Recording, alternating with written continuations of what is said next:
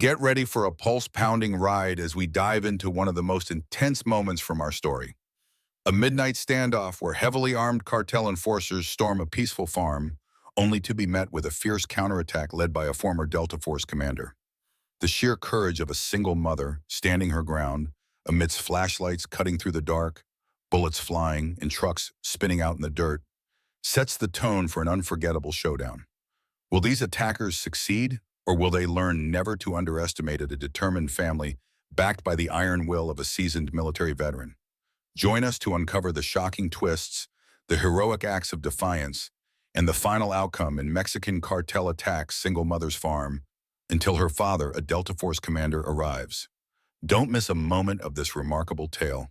Be sure to subscribe to Farmer's Story to stay updated on more thrilling narratives and to show your support for stories that celebrate resilience, unity, and unwavering spirit.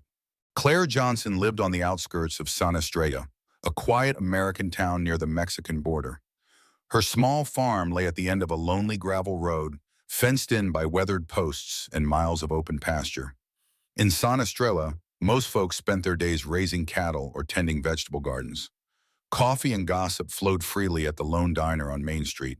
Although modest, this life offered Claire and her 8-year-old son, Danny, the fresh start they both needed after a difficult divorce. Lately, though, a thin cloud of unease hovered over the town.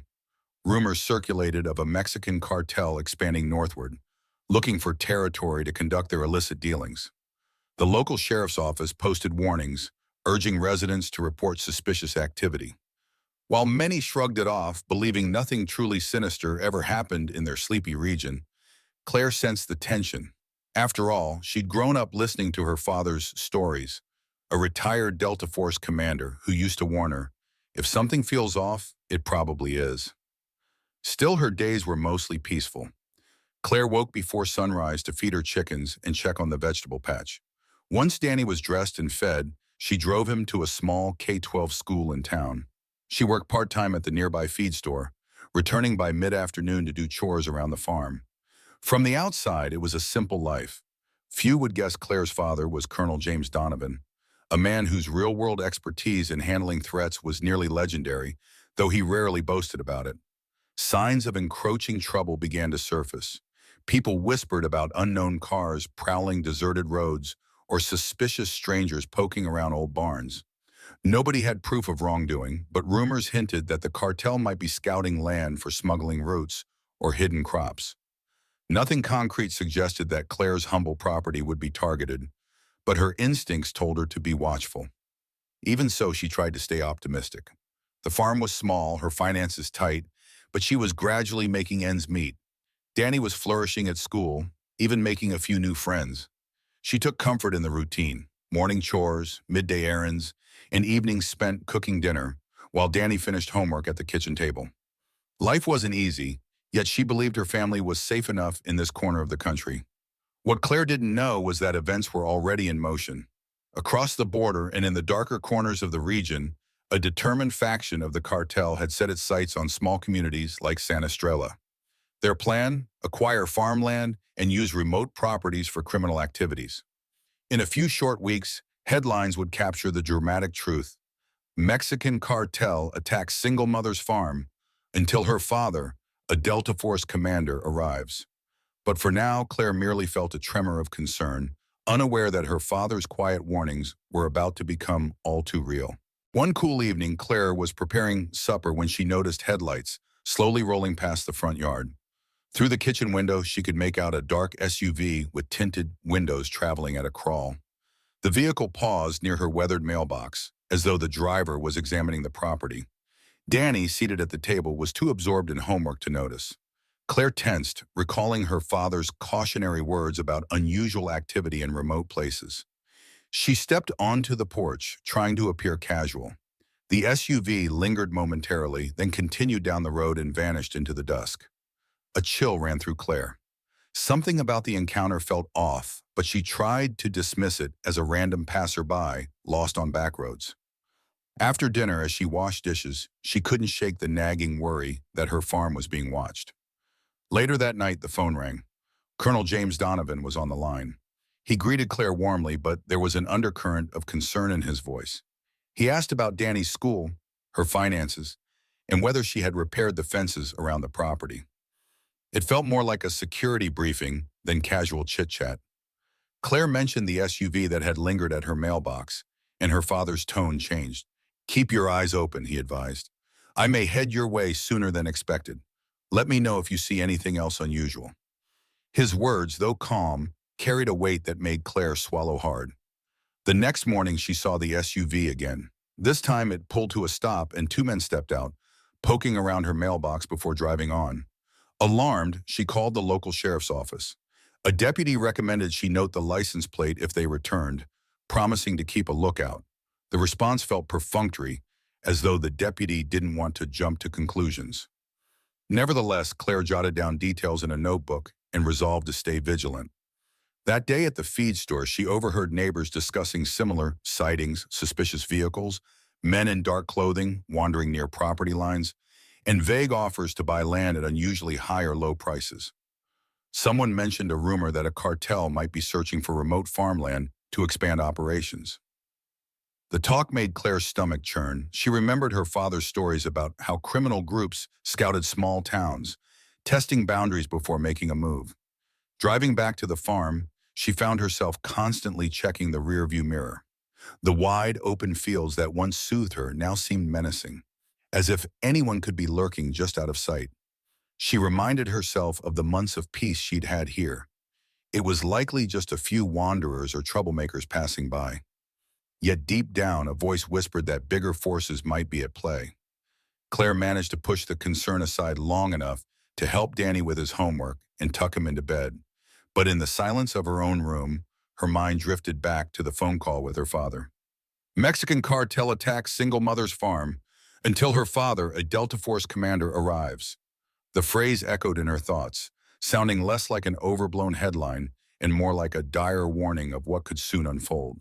2 days later, Claire was out in the field repairing a section of fencing when she heard the hum of a pickup truck. She turned to see Tom O'Connor, her nearest neighbor, pulling up alongside her. Lines of concern etched his usually friendly face. Without stepping out, he lowered the window and urged Claire to come closer. "Claire, I don't want to worry you," Tom began, "but I saw a couple of men messing around near your property line late last night. They were shining flashlights along the fence, almost like they were measuring something." His hands trembled slightly on the steering wheel. "When I stopped my truck to ask what they were doing, they bolted." A sense of dread coiled in Claire's stomach. Tom rarely spooked. He was a lifelong rancher, used to wildlife and intruders. If he was concerned, it meant there was real reason to worry. She thanked him, promising to contact the sheriff again. But as Tom's truck rattled away, she knew local law enforcement might not be able to offer the kind of protection she truly needed. That evening, she phoned her father. Colonel Donovan listened quietly as she described the recent incidents, the strange SUV, the men at her mailbox, and now Tom's sighting of potential trespassers. After a pause, he spoke in that steady, unyielding voice she remembered from childhood. "I'll come down early," he said. "Try to keep your routine normal, but don't let your guard down. If these men are connected to a cartel, they'll keep testing boundaries until they see who's in charge." Claire felt a wave of relief, though she also dreaded the idea of trouble so severe that her father had to intervene. The next day, she tried to carry on as usual. She dropped Danny off at school, did her shift at the feed store, and returned home to tend the animals. Despite the sun shining over open fields, a sense of darkness seemed to loom over the farm. The sheriff did stop by that afternoon, stepping out of his dusty cruiser to take a statement. He acknowledged there had been calls from a few residents about suspicious activity. "We're keeping an eye out," he said, tipping his hat with a courteous nod. Claire appreciated the gesture, but she could see the tension behind his eyes. His small department was stretched thin, and confronting a cartel was far beyond the usual scope of stolen livestock or bar brawls. When Colonel Donovan arrived at the farm the following day, Claire felt some measure of security return. Stepping out of a rental truck, he still possessed that commanding presence, even if his hair was flecked with gray and he walked with a slight limp. As soon as Danny spotted him, the boy sprinted into his grandfather's arms, his face lighting up.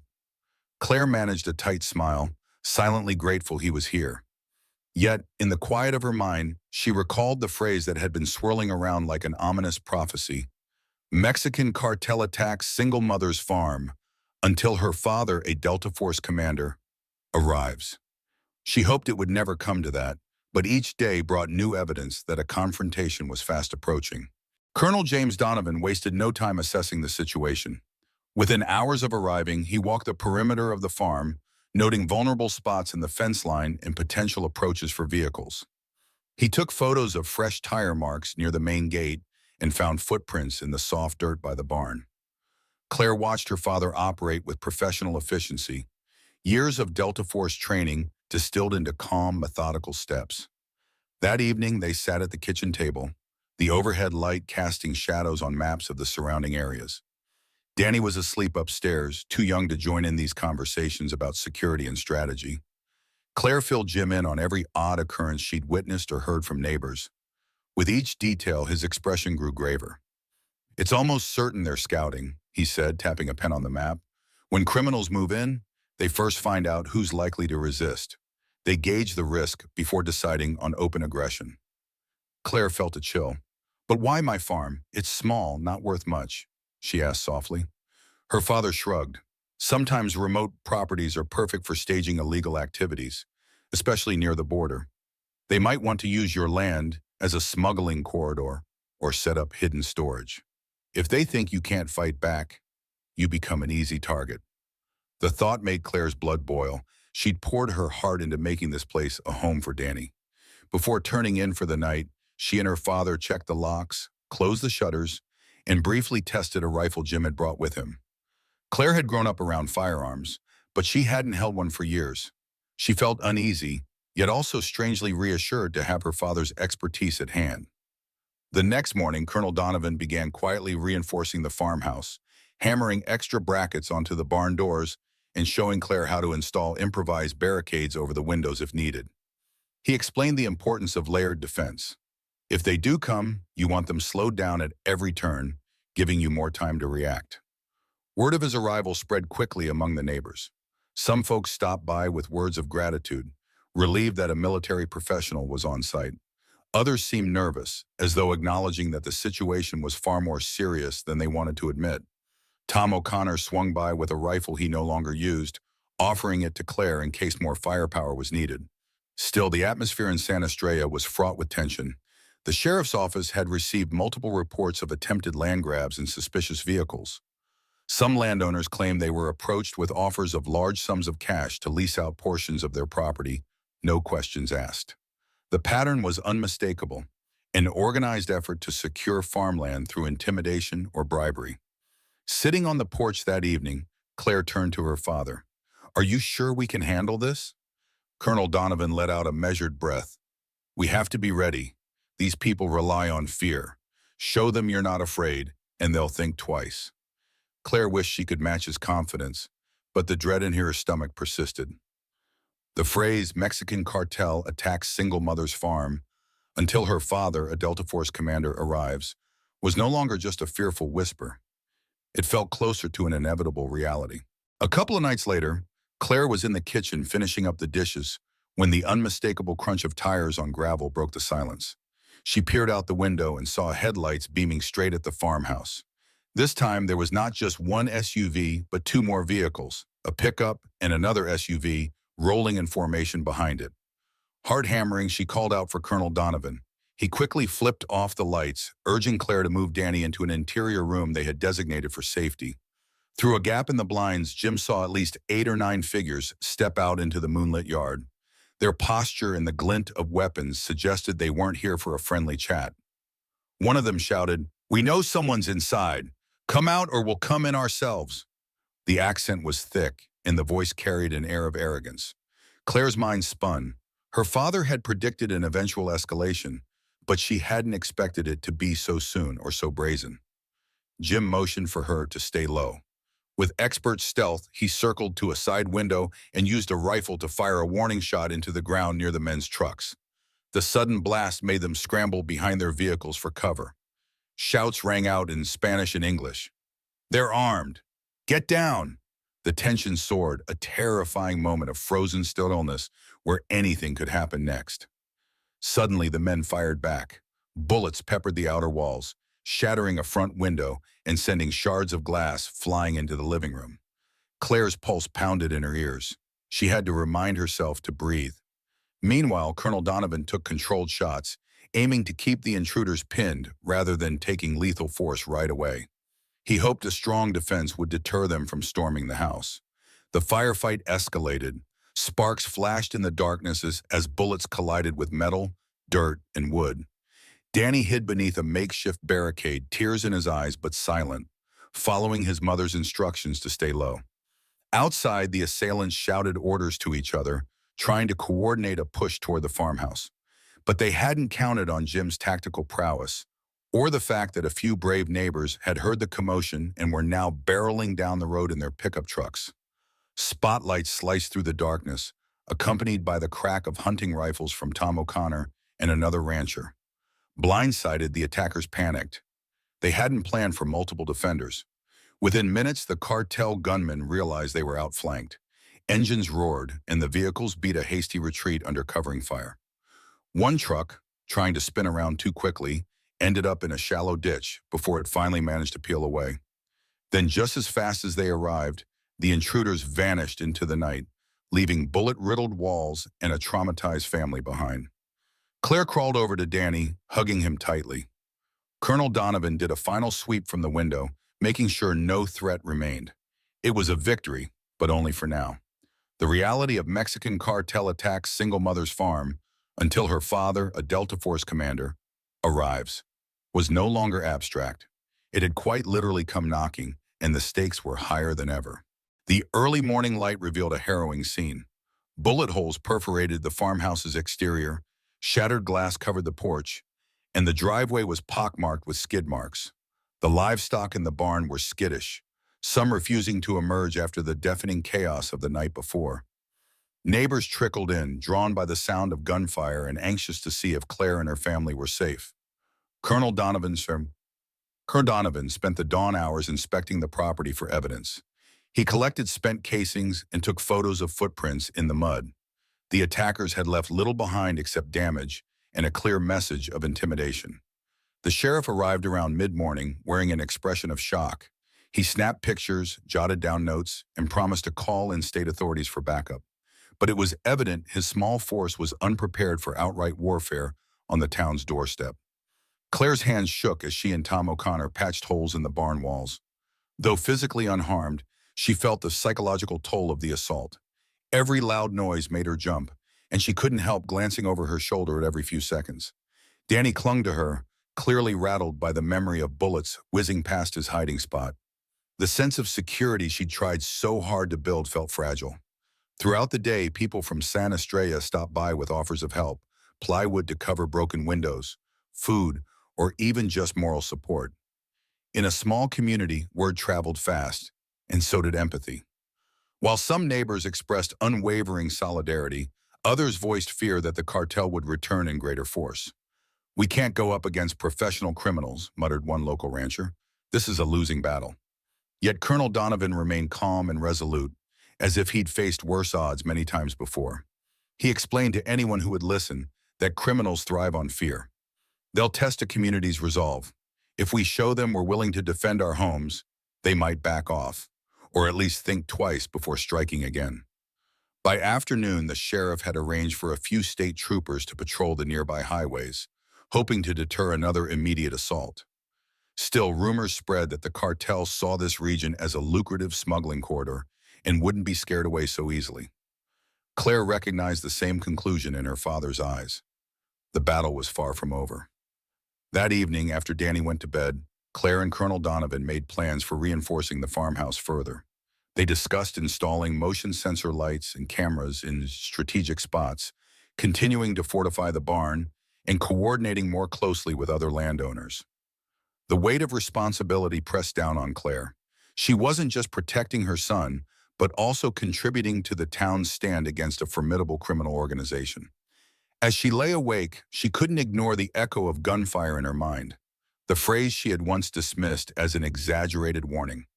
Mexican cartel attacks single mother's farm until her father, a Delta Force commander, arrives, was now her lived reality.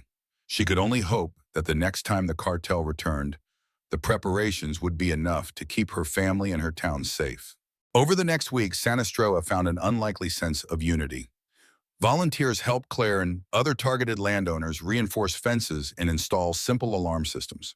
The local diner turned into a daily gathering spot where folks shared sightings of unfamiliar vehicles or suspicious behavior.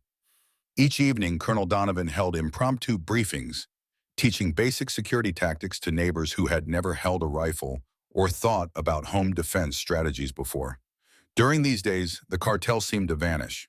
No more black SUVs crept down country roads, and there were no hostile confrontations at farmsteads.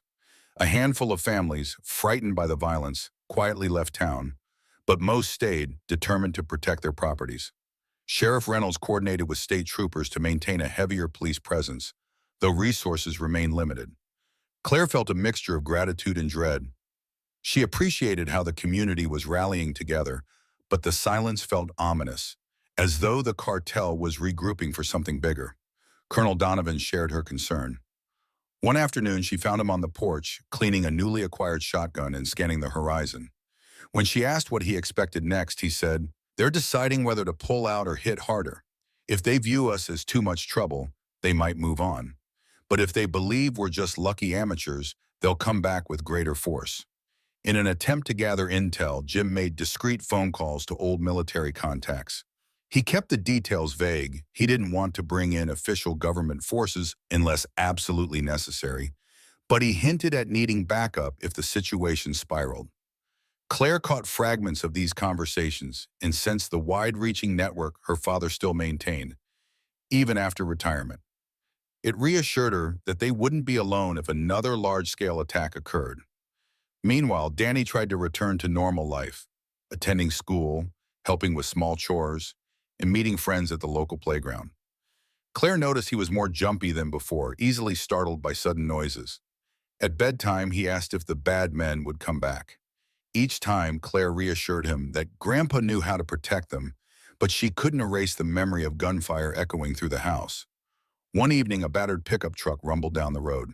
Claire tensed, but it turned out to be Tom O'Connor. He'd come to share that another rancher had received a mysterious offer to buy out his land for a suspiciously large sum of cash. The rancher turned it down, prompting thinly veiled threats from strangers. "It's the same group," Tom asserted, exasperated. "They're testing every angle: money, threats, or brute force." Claire's fear flared anew. Even without overt attacks, the cartel was still pushing its agenda.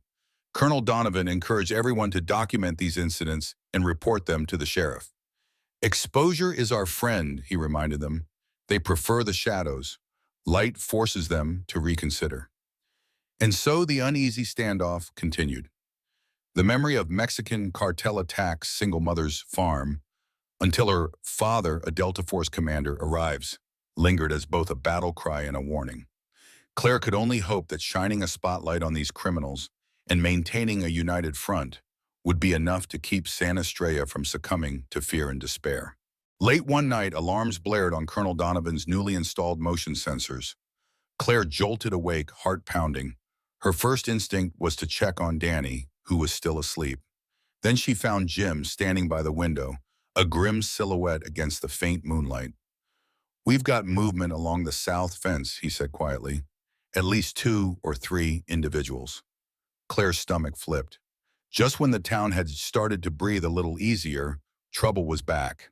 She grabbed the radio they'd been using to coordinate with neighbors. In hushed tones, she alerted Tom O'Connor and another nearby rancher, Rodriguez, a retired Marine who had recently moved to the area. Both responded that they'd be there soon. Outside, the darkness concealed almost everything except for faint rustling sounds among the rows of corn. Colonel Donovan handed Claire a rifle and motioned for her to stay low near a side window. He crept to another vantage point. Through the dim glow of a battery-powered security light, Claire caught glimpses of figures moving methodically, likely trying to avoid detection. A sudden flash erupted as Jim activated one of his tactical spotlights, illuminating the intruders. Shouts rang out. At least 3 men dove for cover behind farm machinery. She heard muffled curses, some in English, some in Spanish. One of them fired a shot that ricocheted off the side of the barn. Claire's hands trembled, but she steadied herself and reminded herself of her father's training. Aim low if you're not sure. Before a full firefight could break out, Tom and Rodriguez arrived, flanking the intruders from opposite sides. Tom's pickup lights flooded the field, while Rodriguez, from a low crouch, shouted, "Drop your weapons!" The glare of the lights and the sudden outnumbering gave the trespassers pause. Within seconds, Colonel Donovan expertly maneuvered to cut off their escape route. Two men raised their hands in surrender. A third tried to flee, only to catch a bullet in the leg from Rodriguez's warning shot. Claire's heart pounded, but she was relieved that the gunfire was limited. This felt less chaotic than the previous large-scale assault, more a stealth infiltration that had been thwarted. They disarmed the men, binding their wrists with zip ties until the sheriff arrived. An uneasy hush settled over the farm while everyone waited, adrenaline still coursing through their veins. Claire noticed Danny peeking from the front door. She motioned for him to stay back, forcing a reassuring smile even though her insides quivered. When the sheriff and two state troopers finally pulled up, they took custody of the intruders. A quick search revealed they carried silenced pistols and a set of digital maps marking properties around the region. This was no random trespass. It was a targeted operation. Under questioning, the men admitted they were scouting farmland for their cartel boss, hoping to find an unprotected spot to seize. As dawn broke, Claire watched the patrol cars drive away with the handcuffed men in the back seat.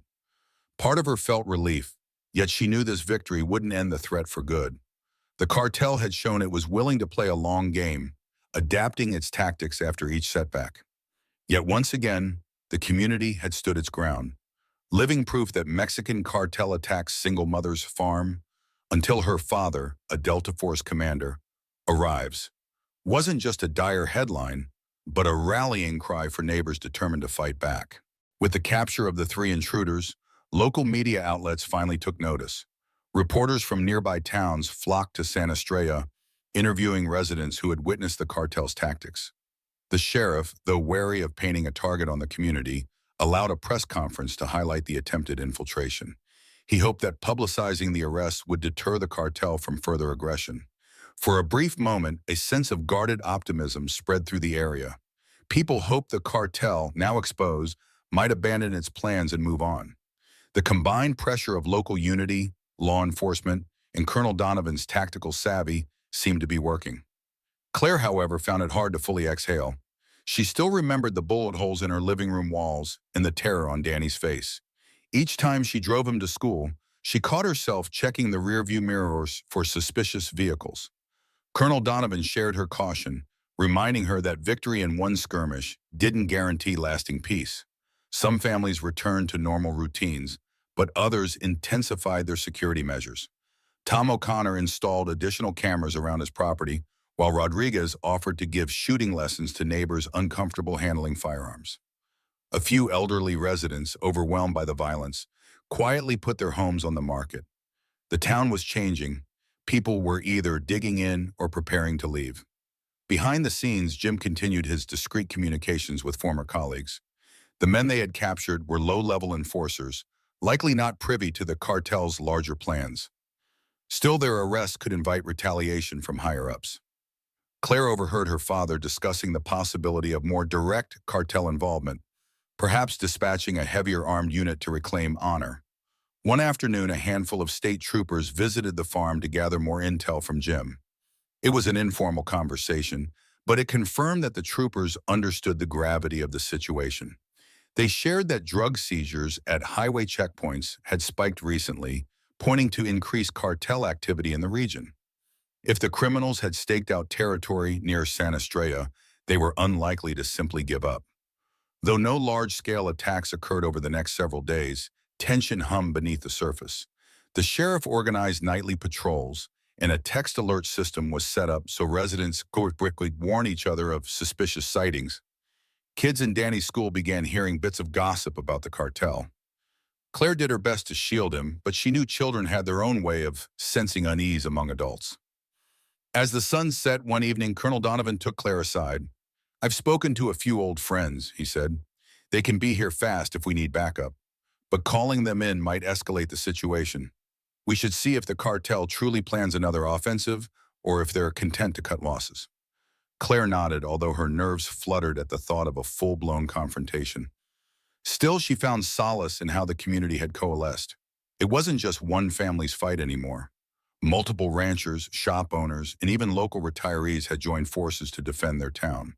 Whatever happened next, they would face it together, proving that the dreaded words, Mexican cartel attacks single mother's farm, until her father, a Delta Force commander, arrives, underscored both a dire threat and an unwavering resolve to stand tall. Then came a night that would test that resolve once more. Just after midnight, multiple vehicles were spotted on the main road leading into San Estrella.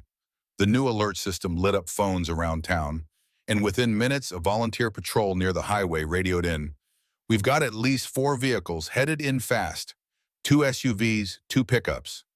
Colonel Donovan, already half-dressed in anticipation of trouble, dashed outside to check vantage points.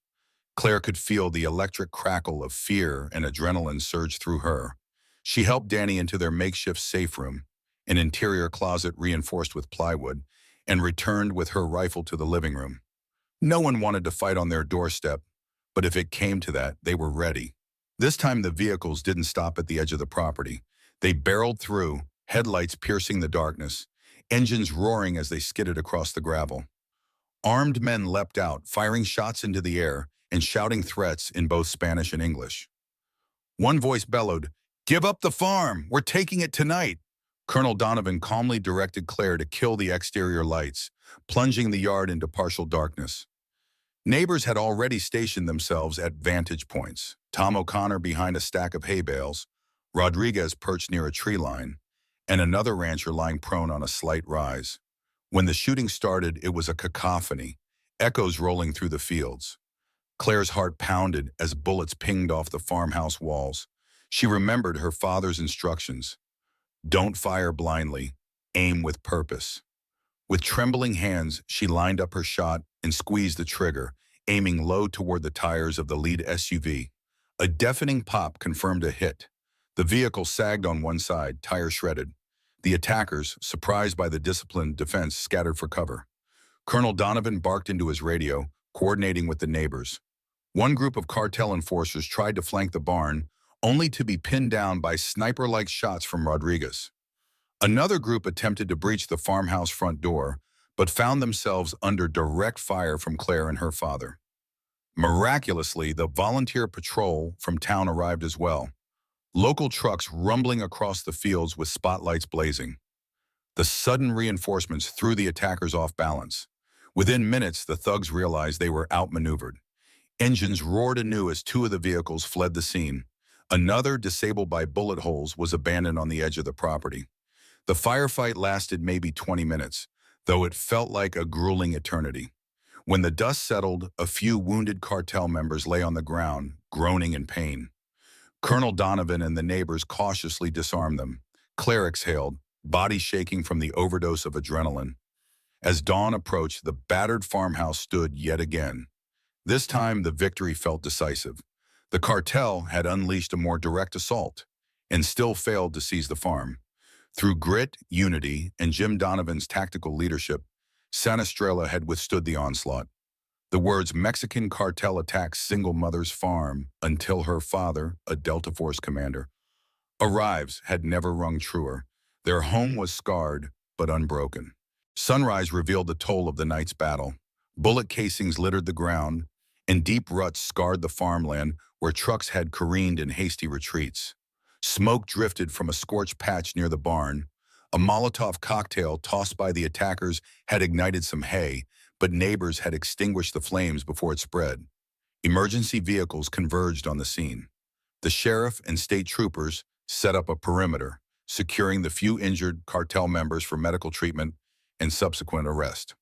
An ambulance crew checked on local defenders. While most injuries were minor, a graze here, a bruised shoulder there, Tom O'Connor had taken a bullet through the arm.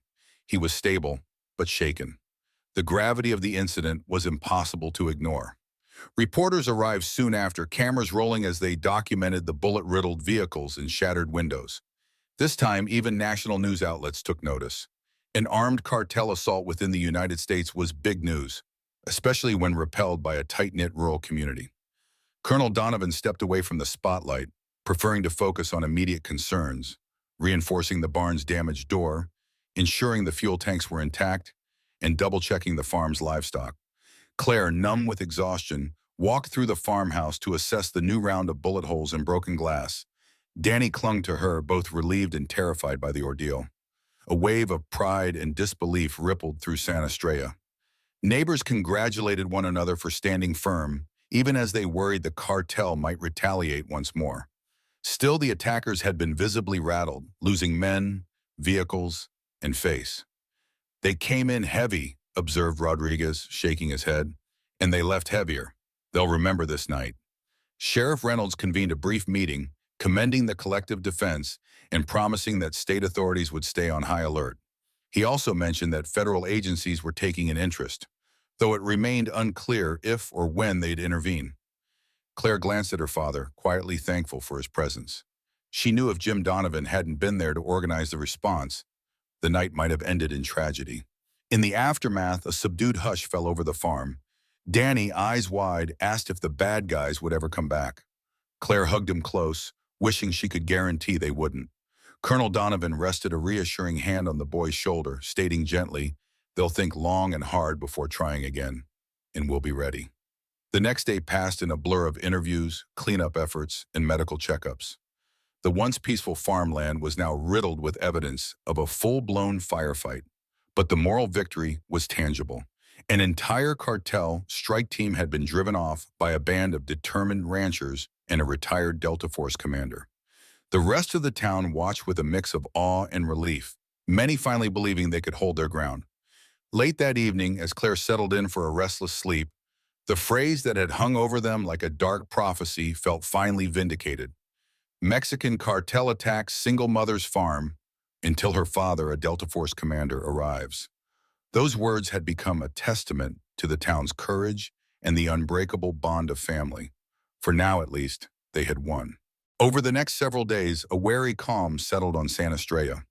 Reinforcements came in the form of additional state troopers, some from counties farther north. Rumors circulated that certain federal agencies were quietly investigating the situation, though no large task force materialized. Perhaps the public attention was enough to deter the cartel from launching another brazen assault. Claire, meanwhile, wrestled with a mixture of pride and residual anxiety. She was proud of how the community had come together, of how her father's leadership had carried them through two major confrontations. But fear lingered. She'd seen firsthand how ruthless these criminals could be. Colonel Donovan echoed her concerns, reminding everyone that the cartel might still resort to subtler tactics like sabotage or selective intimidation, rather than an all-out attack. Several families who had initially considered fleeing decided to remain. Buoyed by the successful defense, they believed San Estrella had proven its grit. Tom O'Connor, recuperating from his arm wound, received daily visitors bearing homemade meals and well wishes. Though physically hurt, he wore his bandage with a kind of stoic pride, embodying the town's resolve not to bow to fear. Local media coverage soon shifted to stories of resilience. Reporters interviewed ranchers who had helped repel the cartel, focusing on the unity and community spirit that allowed a small town to stand against a criminal network. A few outlets even highlighted Colonel Donovan's military background, though he tried to keep his past missions vague. "I'm just here to protect my family," he told one reporter tersely. Gradually, the everyday rhythm of life resumed. Kids went back to school, the diner buzzed with morning coffee regulars, and feed store deliveries continued. At Claire's farm, fences were mended, windows replaced, and bullet holes patched over. New security cameras dotted the landscape, and volunteers offered to rotate through nightly patrol shifts to keep everyone on high alert. Claire found herself smiling a bit more easily each day. Danny's nightmares lessened, and the sound of squeaking school bus brakes replaced the echo of gunfire. One afternoon, Colonel Donovan quietly pulled her aside. "I've been talking to some contacts," he said. "It looks like the cartel is pulling back from this area for now. They're too exposed and the media attention's too hot. It doesn't guarantee they're gone forever, but they'll think twice before coming here again." The relief in Claire's chest was palpable. She knew the threat wasn't erased, but a reprieve felt like a gift. "Are you heading home soon?" she asked gently. He nodded. "I'll stick around a few more days to make sure things stay calm. Then I have to return to my life too. But you call me the minute anything feels off." That night, as the sun dipped behind rolling hills, Claire stood on the porch sipping a cup of tea. She gazed at the newly patched up yard, still bearing a few scorched patches and tire marks as reminders of the dangers they'd faced. Yet hope hovered in the cool evening air. The worst might truly be behind them, and if the cartel ever dared to come back, the town was ready to answer. The words, "Mexican cartel attacks single mother's farm," until her father, a Delta Force commander, would forever symbolize not just a moment of crisis, but also a testament to unyielding resilience. By the time Colonel Donovan announced his departure date, San Estrella had settled into a new normal. While no one forgot the harrowing nights of gunfire and tension, the town had weathered the storm in a way that few believed possible. Farmers went back to focusing on livestock and harvests, store owners restocked shelves, and children played in front yards without constantly checking for suspicious vehicles.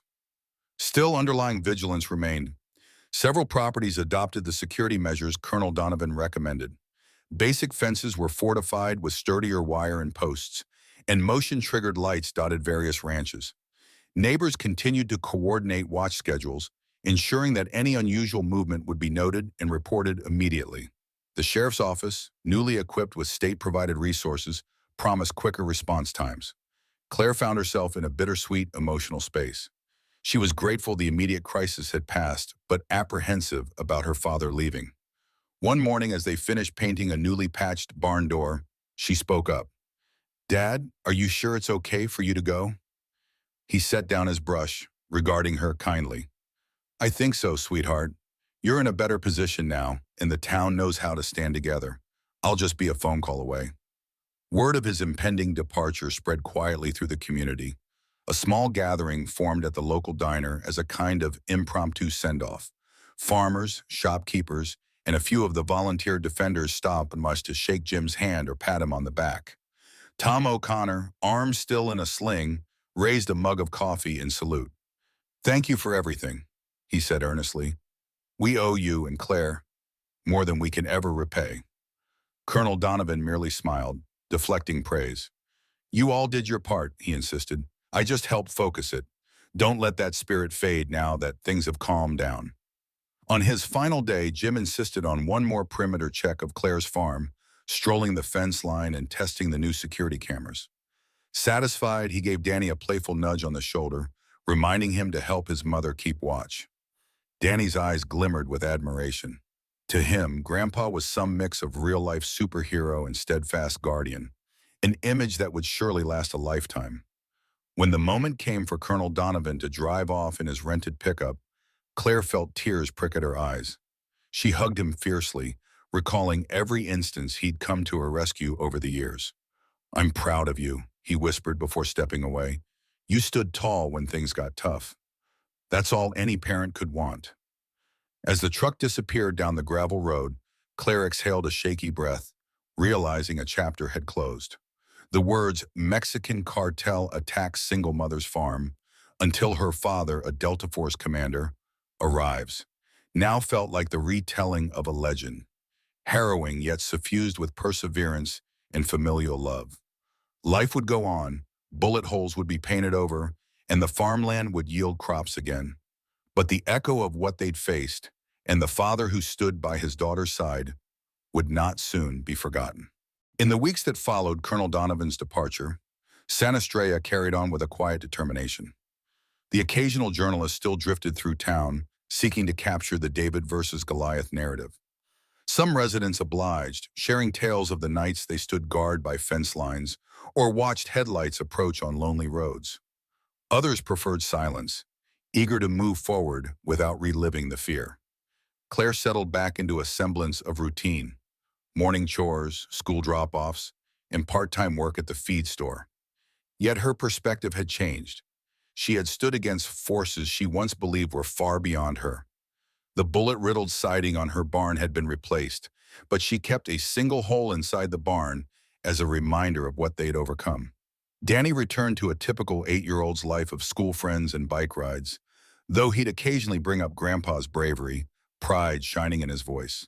The wider community benefited from the unity forged in crisis. Neighbors who barely spoke before now greeted each other with warmth. People swapped phone numbers for emergency calls and shared security updates regularly. The sheriff's department collaborated more closely with state law enforcement, ensuring that if the cartel ever tried to reassert itself, a stronger response would follow. Meanwhile, there were signs that the cartel had shifted its focus elsewhere. A few incidents across the border made the news, suggesting the criminals were busy consolidating operations in a different region. Some locals speculated that the cartel might return one day, exacting revenge or seeking new opportunities. But most believed that the intense spotlight, combined with a fierce defense, had made San Estrella too costly a battleground. A modest harvest festival took place near the end of summer, drawing families from miles around. Vibrant stalls sold homemade pies and barbecue, while children played games on makeshift fields. The festival felt almost defiant, as if the town were proclaiming its resilience in the face of fear. Claire and Danny strolled together, sampling treats and chatting with neighbors who had become friends. Even Tom O'Connor, sling removed, managed a spirited grin as he recounted the new security measures at his ranch. Late that afternoon, Claire received a phone call from Colonel Donovan. The sound of his voice brought an immediate smile to her face. They spoke for a few minutes, updating each other on daily life, her mention of the harvest festival, his talk of a possible fishing trip in the near future. Before hanging up, he said, "You did good, Claire. Don't ever doubt that." The simple statement felt like the culmination of countless unspoken sentiments between them. After the festival, as dusk settled, Claire and Danny returned to their farm. Fireflies blinked across the pastures, and the silhouettes of grazing animals dotted the landscape. She remembered how, not too long ago, she had viewed these same fields with dread, convinced danger lurked beyond every fence post.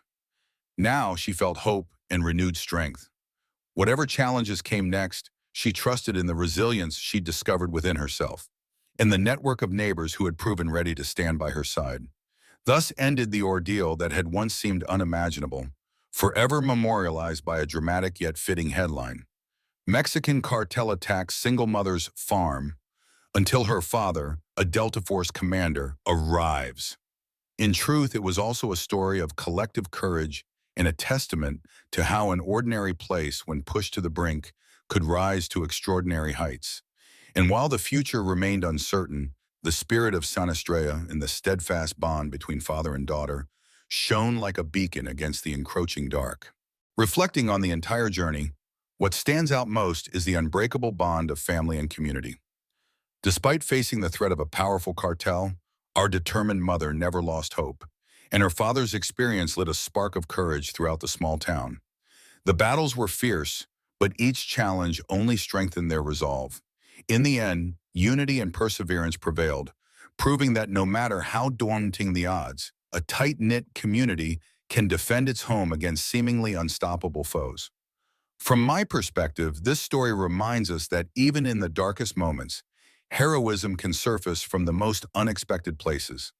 I invite all of you to share your thoughts. Which character or scene resonated with you the most? Could your hometown stand together like this in a crisis? Comment below to keep the conversation going, and don't forget to subscribe to Farmer's Story for more heart-pounding tales and uplifting stories.